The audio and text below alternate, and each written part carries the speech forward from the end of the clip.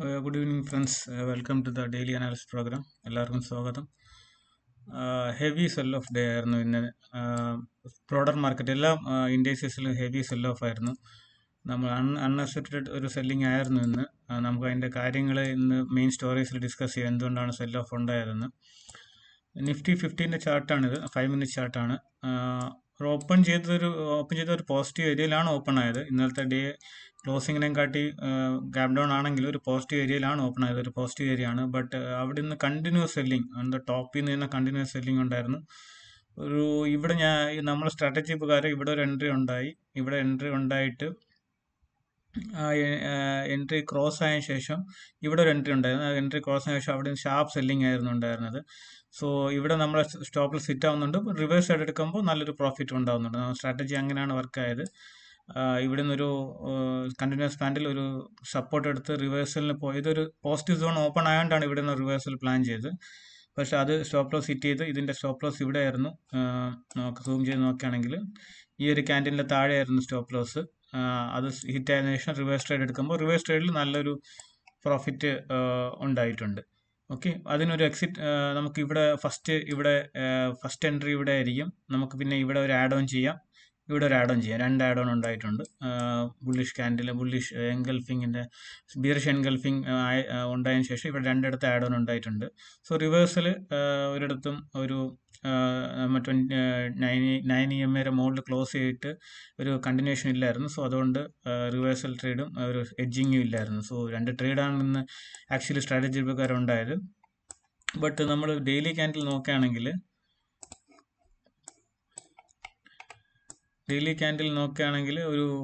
ഈ ഒരു main bullish ക്യാൻഡിലിൻ്റെ almost ലോയിലോട്ട് reach ആവുകയാണ്. സോ ഇത് ലോ ബ്രേക്ക് ചെയ്യുകയാണെങ്കിൽ ഫർദർ സെൽ ഓഫിനുള്ള ചാൻസ് ഉണ്ട്. പക്ഷെ മെയിൻ പ്രശ്നം നമ്മൾ ഡിസ്കസ് ചെയ്യാം ഫർദറായിട്ട്. അത് മറ്റേ ഇൻഡസ്ട്രീസിലാണ്, സ്മോൾ ക്യാപ്പിൽ. നിഫ്റ്റി ബാങ്ക് നോക്കുകയാണെങ്കിലും നിഫ്റ്റി ബാങ്ക് ഓക്കെ ആണ്, ഒരു ഹയർ സോണിൽ ഹോൾഡ് ചെയ്യാണ്. നിഫ്റ്റി ബാങ്ക് നിഫ്റ്റി അത്ര ഒരു നെഗറ്റീവ് പോലെ തോന്നുന്നില്ല ഇതിൽ. ഓക്കെ, നമുക്ക് സ്മോൾ ക്യാപ്പ് നോക്കാം. സ്മോൾ ക്യാപ്പ് നമ്മൾ ഓൾറെഡി ഡിസ്കസ് ചെയ്തതാണ്. ഈ ഒരു സോൺ ബ്രേക്ക് ഡൗൺ, വലിയ രീതിയിൽ ബ്രേക്ക് ഡൗൺ, ഒരു വലിയ കാൻഡിലും ബ്രേക്ക് ഡൗൺ ആയിട്ടുണ്ട്. സോ ഒരു നല്ലൊരു സിറ്റുവേഷൻ പോലെ തോന്നുന്നില്ല. അത് ഇങ്ങനൊരു ക്യാൻഡിൽ വരുമ്പോൾ ഫർദർ പിന്നെയും സെൽ ഓഫിനുള്ള ചാൻസ് ഉണ്ട്.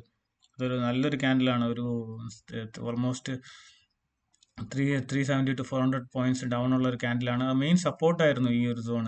16,500 അടുത്തുള്ള മെയിൻ സപ്പോർട്ടായിരുന്നു. ആ സോൺ ഒത്തിരി പ്രാവശ്യം ടെസ്റ്റ് ചെയ്തിട്ടുണ്ടായിരുന്നു. ബട്ട് ആ സോൺ ബ്രേക്ക് ആയതിനു ശേഷം നല്ലൊരു സെൽ ഓഫ് ആയിരുന്നു. നിഫ്റ്റി സ്മോൾ ക്യാപ്പ് ഉണ്ടായിരുന്നു. നിഫ്റ്റി സ്മോൾ ക്യാപ്പിൻ്റെ 5 മിനിറ്റ് ചാർട്ട് കാണുമ്പോൾ നിങ്ങൾക്ക് മനസ്സിലാവും, കണ്ടിന്യൂസ് സെല്ലിംഗ് ആയിരുന്നു, ത്രൂ ഔട്ട് സെല്ലിംഗ്. ഇതിനൊരു നിഫ്റ്റിയിലൊക്കെ ചെറിയൊരു റീട്രേസ്മെന്റ് ഉണ്ടായിട്ടുണ്ട്. പക്ഷേ ഇതിൽ കണ്ടിന്യൂസ് സെല്ലിംഗ് ആയിരുന്നു. സിംഗിൾ സൈഡഡ് സെല്ലിംഗ് ആയിരുന്നു. എൻഡിൽ ചെറിയൊരു പുൾ ബാക്ക് ഉണ്ടായി, പക്ഷെ അത് കാര്യമായിട്ടൊന്നും ബാധിച്ചിട്ടില്ല.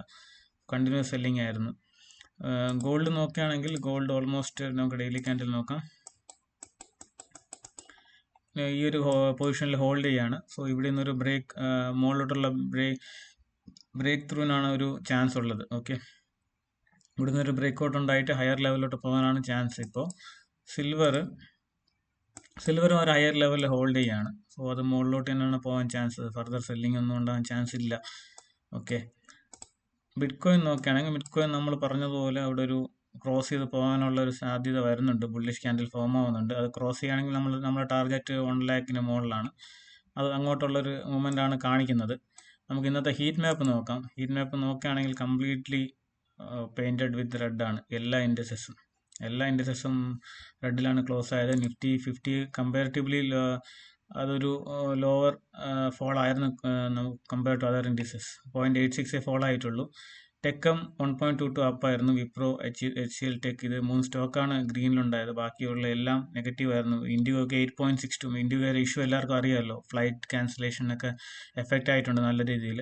സോ -8.62 ഡൗൺ ആയിരുന്നു. BEL 4.92, JSW 3.71, നെസ്ലെ ഇൻഡസ്ട്രീസ് 2.56, ഇതൊക്കെ ഡൗൺ ആയ സ്റ്റോക്കുകളാണ്. നെഫ്റ്റ് 50 നോക്കുകയാണെങ്കിൽ ശ്രീ സിമന്റ് ഇതിലൊന്നും എനിക്ക് ഒന്നും പോസിറ്റീവായില്ല, എല്ലാം നെഗറ്റീവ് തന്നെയായിരുന്നു. മാസ്ഡോക്കൊക്കെ -5.09%, PNB -4.86 ഡൗൺ ആയിരുന്നു, DLF -4.63, എൻട്രിൻ -4.37. ഇതെല്ലാം എല്ലാം ഡൗൺ ആയ സ്റ്റോക്കുകളാണ്. ഗ്രീനിൽ ഒരു സ്റ്റോക്കും ഇല്ലായിരുന്നു. സ്മോൾ ക്യാപ്പ് നോക്കുകയാണെങ്കിൽ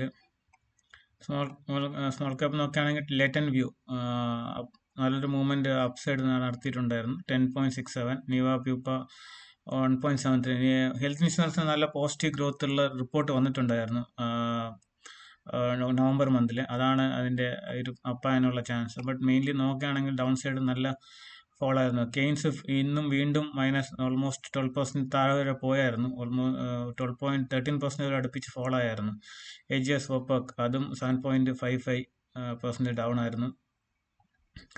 സോ ഇത് രണ്ടും ഡൗൺ ആയ സ്റ്റോക്ക്, ഇതൊക്കെ മെയിൻലി ഡൗൺ ആയ സ്റ്റോക്കാണ്. മോസ്റ്റ്ലി എല്ലാം ഡൗൺ ആയ ഡേറ്റ പാറ്റേൺസ്. ഇതും 6.37, അതും ഡൗൺ ആയിരുന്നു.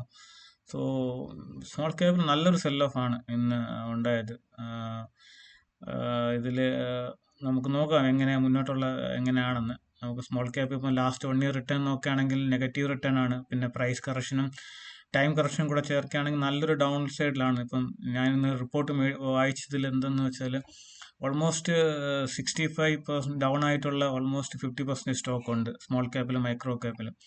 So even though Nifty higher ഹൈയിലോട്ട് പോവുകയാണെങ്കിലും മൈക്രോ ക്യാപ്പും മിഡ് ക്യാപ്പും small cap, mainly small cap and micro cap നല്ലൊരു ഡൗൺ സൈഡ് മൂവ്മെന്റിലോട്ട് താഴോട്ടാണ് പോകുന്നത്. നമുക്ക് എന്നാണ് റിവേഴ്സലിന് എക്സ്പെക്ട് ചെയ്യുന്നത് അറിയത്തില്ല, നമുക്ക് നോക്കാം. സോ ഇന്നത്തെ മെയിൻ ന്യൂസ് എന്താന്ന് വെച്ചാൽ ഇപ്പം മെയിൻലി ഇന്നത്തെ ഹെവി സെല്ലിംഗ് വരാനുള്ള കാരണം ജപ്പാനിലെ യെൻ കറൻസി അൺവൈൻഡിങ് നിങ്ങൾക്ക് അത് അറിയാമെന്ന് വിശ്വസിക്കുന്നു. അൺവൈൻഡിങ് എന്നുള്ളൊരു പ്രോസസ്സുണ്ട്. അതായത് ജപ്പാനിൽ നിന്ന് ബൈ ചെയ്തിട്ട് കറൻസി ബൈ ചെയ്തിട്ട് വേറെ എമർജിങ് മാർക്കറ്റിലും വേറെ ഗ്രോത്ത് മാർക്കറ്റിലൊക്കെ ഇൻവെസ്റ്റ് ചെയ്യുന്നത് ഫോറിൻ ഇൻവെസ്റ്റേഴ്സ്. അപ്പോൾ ജപ്പാനിൽ ഇപ്പോൾ ഇൻട്രസ്റ്റ് റേറ്റ് ഹൈ ആവുന്നുണ്ട്. സോ അവർക്ക് അത് അൺവൈൻഡ് ചെയ്യേണ്ടി വരും. സോ അവർ ഇൻവെസ്റ്റ് ചെയ്ത മാർക്കറ്റിൽ അത് ക്ലോസ് ചെയ്തിട്ട് പഴയത് ജപ്പാനിൽ തിരിച്ച് റിട്ടേൺ ചെയ്യേണ്ടി വരും. അതുകൊണ്ടാണ് ഇപ്പോൾ ഈ എമർജിങ് മാർക്കറ്റ്, ഇന്ത്യ പോലുള്ള എമർജിങ് മാർക്കറ്റും അതേപോലുള്ള മാർക്കറ്റിലൊക്കെ സെൽ ഓഫ് വരുന്നത്. ഇന്ത്യ അത്ര കാര്യമായി ബാധിക്കില്ലെങ്കിലും ബട്ട് ഒരു ഇന്ത്യ ആ ഒരു വിത്തിൻ റേഡിയസിൽ തന്നെയാണ് ഇപ്പോൾ എല്ലാം ഇന്റർനാഷണലി കണക്റ്റഡ് ആണല്ലോ എല്ലാ മാർക്കറ്റും. സോ ഇവിടെയുള്ള പോർട്ട്ഫോളിയോ ഇൻവെസ്റ്റേഴ്സും ചെറിയ രീതിയിലും എന്നെ ബോറോ ചെയ്തിട്ട് ഇവിടെ ഇൻവെസ്റ്റ് ചെയ്തിട്ടുണ്ടാവും. അതാണ് ഇതൊക്കെ ഷാർപ്പ് സെൽ ഓഫ് ഉണ്ടാവുന്നത്. ഓക്കെ ഗൈസ്, ഇതാണ് ഇന്നത്തെ അനാലിസിസ്. നാളത്തെ പുതിയ അനാലിസിസ് ആയിട്ട് വരാം. Thanks for watching.